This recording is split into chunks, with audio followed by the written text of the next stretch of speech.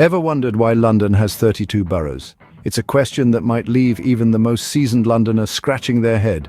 The answer lies in a journey through time, from the ancient city of Londinium to the sprawling metropolis we know and love today. Our story begins in the 19th century. London was rapidly expanding, swallowing up towns and villages in its path. Each of these areas retained its own local government, leading to a patchwork of different authorities across the city. This system was far from efficient. It was clear that a change was needed. Enter the London Government Act of 1899. This act created 28 metropolitan boroughs, each governed by a mayor, aldermen, and councillors. While this system was an improvement, it still wasn't perfect. The city continued to grow. By the mid-20th century, it was clear that another reorganisation was in order. That brings us to 1965 and the creation of the Greater London Council. This body was responsible for coordinating services across the whole city. To make this task manageable, the council divided Greater London into 32 boroughs.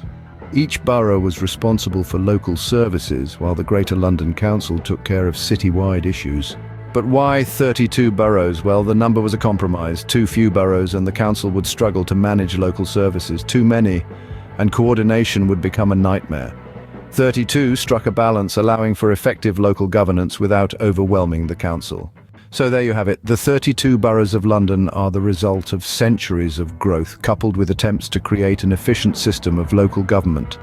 From the ancient city of Londinium to the modern metropolis, London's boroughs tell a story of change, development, and adaptation.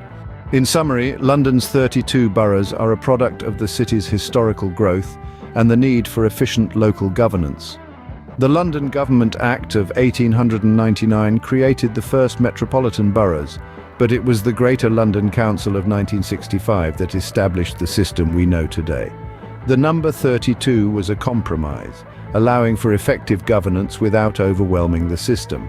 So next time you're strolling through the streets of London, remember, each borough has its own unique story to tell.